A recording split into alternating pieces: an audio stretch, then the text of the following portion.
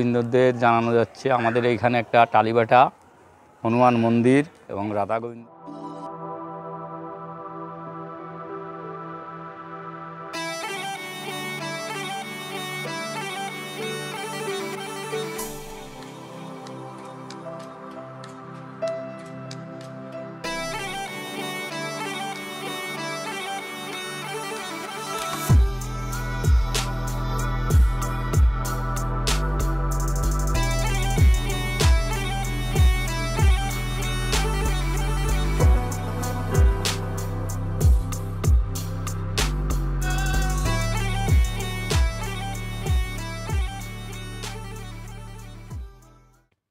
তো হ্যালো বন্ধুরা, আবারও চলে এসেছি নতুন একটি ব্লগ নিয়ে। আশা করি সকলে ভালো আছো।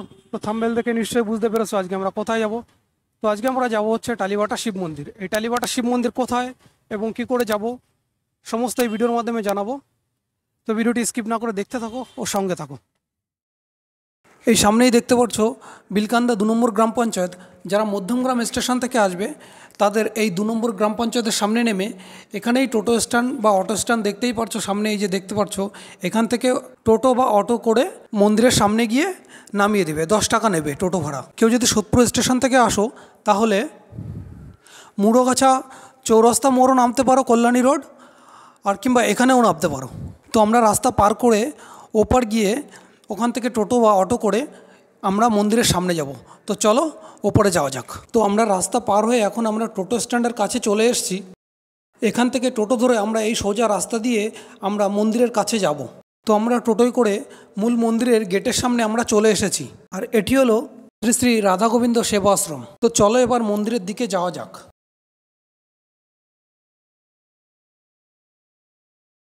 যাওয়ার পথে বাঁদিকে একটি পার্কিং এরিয়া পড়বে। কেউ যদি নিজস্ব গাড়ি নিয়ে আসো তাহলে এখানে গাড়ি রাখতে পারবে। এখানে সাইকেল রাখতে 5 টাকা, বাইক রাখতে 10 টাকা এবং 4 হুইলার বা 4 চাকা রাখতে 20 থেকে 30 টাকা নেবে। আর 4 চাকা রাখলে কত কাকু? 4 চাকা রাখলে কত? 20 টাকা নিন, 30 টাকাও নিন। 20 টাকা 30 টাকা, তাই তো? কোনো ঠিক নেই, তাই তো? 4 চাকা রাখলে মানে যে যেরকম খুশি হয়ে দেয় সেরকমই নেন, তাই তো? ধন্যবাদ, আসি। হ্যাঁ, দেখতেই পারছো এখান থেকে মন্দিরের চূড়াটি সামনে দেখা যাচ্ছে। এখন আমরা মন্দিরের প্রবেশদ্বারের সামনে চলে এসেছি।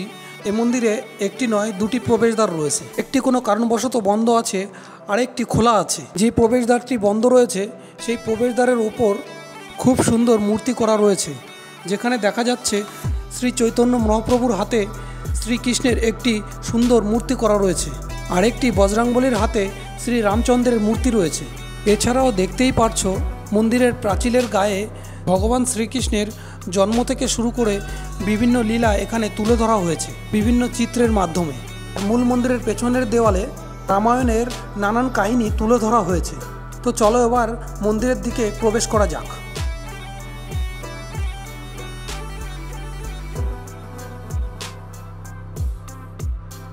প্রবেশ করার সময় এই প্রবেশদ্বারের ওপরে একটি সুন্দর দৃশ্য তোমরা দেখতে পারবে, যেখানে মহাভারতের কুরুক্ষেত্রের যুদ্ধের সময় স্বয়ং ভগবান শ্রীকৃষ্ণ আর অর্জুন একটি রথের উপর বসে রয়েছে, যেখানে অর্জুনের সারথি হিসাবে ভগবান শ্রীকৃষ্ণ রথ পরিচালনা করছে।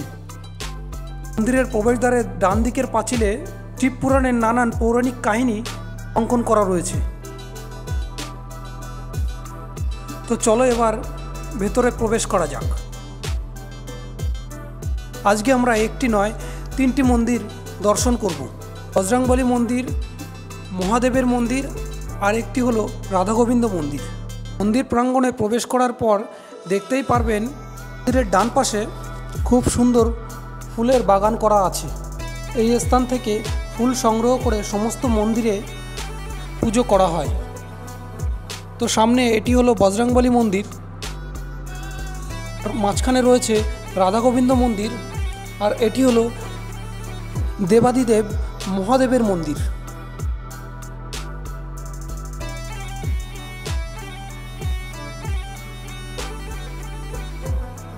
মন্দির প্রাঙ্গণে যে ছোট্ট দোকানটি রয়েছে, যদি কেউ পুজো দিতে চাও এখান থেকে পুজোর ডালি কিনে পুজো দিতে পারবেন। তো আমরা প্রথমে বজরংবলী মন্দির ঘুরে দেখাবো। তো মন্দিরটির গঠনশৈলী খুবই সুন্দর।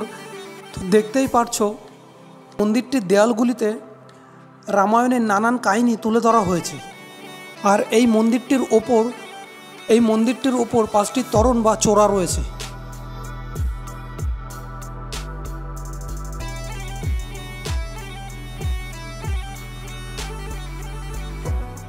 দেখতেই পারছো রামেশ্বরম থেকে লঙ্কা পর্যন্ত সেতুবন্ধনের সময়কার দৃশ্য এখানে তুলে ধরা হয়েছে। চলো মন্দিরের মধ্যে প্রবেশ করা যাক।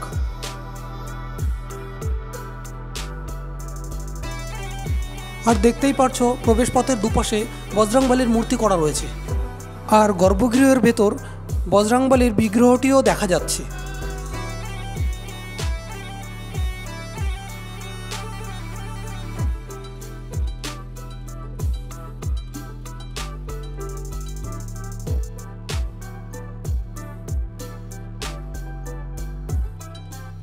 এর ভেতর শুধুমাত্র বজরংবলীর বিগ্রহ নয়, আরও নানান দেবদেবীর বিগ্রহ রয়েছে।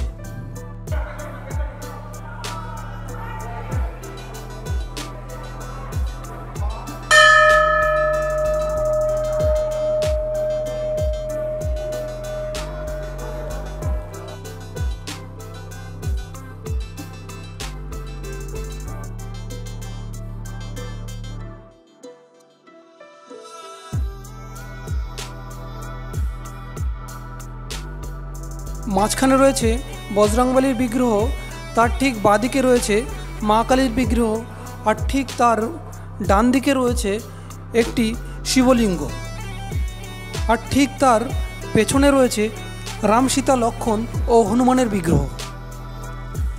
এছাড়াও মন্দিরের ওপরের দিকে দেখানো হয়েছে যে শ্রী রামচন্দ্র যখন রাবণের সঙ্গে যুদ্ধ জয় করে, ব্রহ্মহত্যার পাপ শ্রী রামচন্দ্রর গায়ে যাতে না লাগে, তিনি লঙ্কা জয়ের পর বিভীষণকে সমস্ত লঙ্কার রাজা বানিয়ে রামেশ্বরমে এসে শিবলিঙ্গ প্রতিষ্ঠিত করে সেখানে পুজো করেছিলেন। সেখানেই আমাদের চারধামের আরেক ধাম তৈরি হয়। আর এখানে সেই চিত্রটি তুলে ধরা হয়েছে। তো চলো এবার মহাদেবের মন্দিরের দিকে যাওয়া যাক। সামনে দেখতেই পারছো মহাদেবের মন্দির। এখানে প্রত্যেকটি মন্দিরের উচ্চতা প্রায় 35 থেকে 40 ফুটের কাছাকাছি হবে।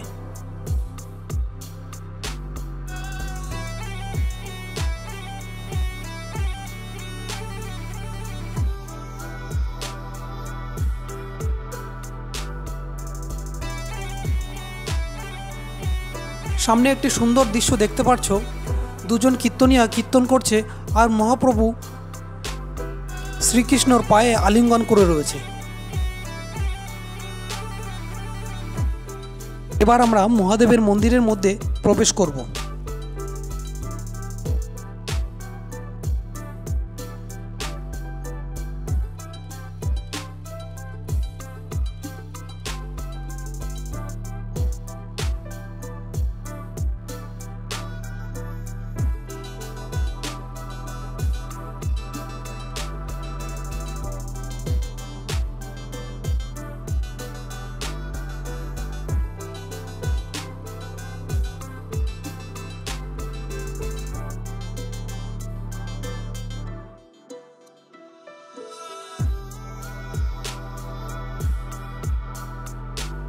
মন্দিরের মধ্যে মন্দিরের গর্ভগৃহে প্রবেশ করার পর তোমরা দেখতে পারবে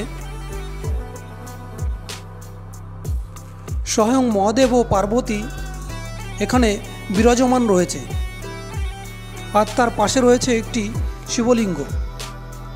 তো চলো এবার বাইরে আরও কিছু দৃশ্য রয়েছে, সেগুলো আমরা দেখানোর চেষ্টা করব। এখান থেকে বজরংবলী মন্দিরটা খুবই সুন্দর রয়েছে, আর তার ঠিক বাঁদিকে একটি মহাদেবের মূর্তি রয়েছে, যেখানে নন্দীর সাথে মহাদেব বসে আছে। মহাদেবের জটায় মা গঙ্গাকে ধরে রয়েছে, আর ঠিক তার পেছনেই রয়েছে একটি পুকুর। আর সামনে দেখতেই পারছো পুকুরটির ঘাটের ওপর একটি খুবই সুন্দর দৃশ্য করা রয়েছে, যেখানে দেখানো হয়েছে স্বয়ং বিষ্ণুর নাভি থেকে কিভাবে ব্রহ্মার সৃষ্টি হয়েছে সেই কাহিনী এখানে তুলে ধরা হয়েছে। আর তার সঙ্গে রয়েছে দেবাদিদেব মহাদেব। আর সামনে দেখতেই পারছো সপ্তঋষি ধ্যানমগ্ন অবস্থায় বসে রয়েছে, আর তাদের সাথে দেবাদিদেব মহাদেব ধ্যানমগ্ন অবস্থায় রয়েছে। তো চলো এবার রাধাগোবিন্দ মন্দিরের দিকে যাওয়া যাক।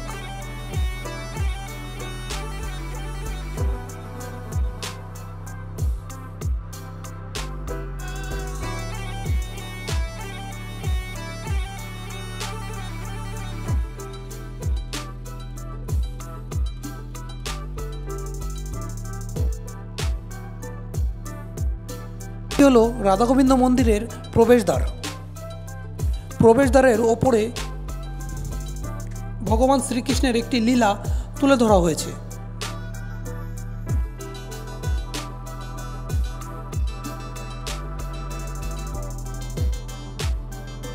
আর ভেতরে প্রবেশ করার সঙ্গে সঙ্গে বাঁদিকে একটি তুলসী পিঁড়ি রয়েছে, যেখানে প্রতিদিন পুজো করা হয়। আর তার ঠিক অপোজিটে রয়েছে আরেকটি সুন্দর দৃশ্য, যেখানে স্বয়ং ভগবান শ্রীকৃষ্ণ তার বাল্যকালের প্রিয় বন্ধু সুদামাকে সেবা করছে। এখানে ভগবান শ্রীকৃষ্ণ বোঝাতে চেয়েছে যে বন্ধুত্বের মধ্যে কোনো ছোট ও নিচু জাত হয় না, আর এখানে সত্যিকারের বন্ধুত্বর পরিচয় দিয়েছে। তো চলো এবার মন্দিরের ভেতরের বিগ্রহটি দেখা যাক।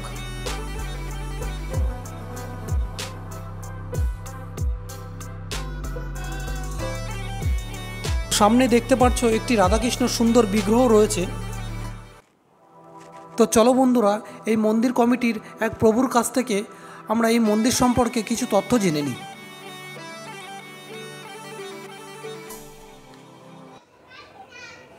নমস্কার, সকল ভক্তবৃন্দদের জানানো যাচ্ছে আমাদের এইখানে একটা টালিবাটা হনুমান মন্দির এবং রাধা গোবিন্দ মন্দির, শিব মন্দির হয়েছে। খুব ভালো, আসুন দেখুন, দেখলে খুব ভালো লাগবে। আমাদের মন্দির সকাল ওই 9টা থেকে 12টা পর্যন্ত খোলা থাকে। পুজো দিতে গেলে সকাল 7টা সাড়ে 7টার সময় আসতে হবে। সন্ধ্যাবেলায় 6টা সাড়ে 6টার সময় পুজো হয়। সকাল 9টা থেকে 12টা পর্যন্ত খোলা থাকে। বিকেলবেলায় 4টে থেকে 7টা, 2-3 দিন বাদে 5টা থেকে 8টা হবে। আমাদের মন্দির 2016 সালে কাজ শুরু হয়েছিল, করোনার জন্য একটু দেরি হয়ে গেছে। আমাদের 2021 সালে মন্দির আর কি উদ্বোধন হয়েছে। আজ 3 বছর হয়ে গেছে। যদি আপনি সোদপুর থেকে আসতে চান, অটো ধরেন, বাস ধরেন, যা ধরবেন, 2 নম্বর পঞ্চায়েতে নেমে বললে টালিবাটা হনুমান মন্দির যাব, সবাই নিয়ে আসবে। মধ্যমগ্রাম চৌমাথা সাতা দিয়ে সাজিরহাট থেকে যেখান থেকে আসবেন 2 নম্বর পঞ্চায়েতে নামবে, নেমে বলবে টালিবাটা হনুমান মন্দির যাব, সবাই দেখায় দেবে, ভ্যানালারা নিয়ে আসবে। 10 টাকা করে নেয়। আর এদিকে গোলবাগান ঠাগান এদিক থেকে আসলে কল্যাণী রোড দিয়ে আমাদের মন্দির দেখা যায়। সাজিরা এই নিউ বারাকপুর বিশ্বরপাড়া দিয়ে অটোয় করে আসলে ওই সামনে অটোয় নেমে একটু হেঁটে আসতে হয়। আর আমাদের এখানে সকাল সন্ধ্যা 2 টাইম পুজো হয়। আর আমাদের মন্দিরের বাৎসরিক অনুষ্ঠান হয় ফেব্রুয়ারির 2 তারিখ, 3 তারিখ, 4 তারিখ। হ্যাঁ, কিন্তু কিছুদিন আগে হয়ে গেছে। দোল উৎসব হয়, দুর্গা পুজো হয়।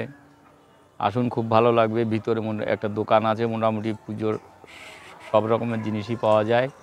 পুকুর আছে, পুকুরে অনেক কালারিং মাছ আছে, খেতে দিলে দেখা যায়। নমস্কার। তো ওই কাকুর কাছের থেকে আমরা সমস্ত বিষয় জানতে পারলাম মন্দির সম্পর্কে। তো আপনারা সবাই আসুন, এই মন্দিরে এসে ভিজিট করুন, সত্যি আপনাদের খুবই ভালো লাগবে। তো আমাদের ভিডিওটি এখানেই আমরা শেষ করছি। তো ভিডিওটি যদি ভালো লেগে থাকে প্লিজ লাইক করবেন, শেয়ার করবেন এবং ভিডিওটিকে সাবস্ক্রাইব করবেন এবং আমাদের চ্যানেলের পাশে থাকবেন। নমস্কার।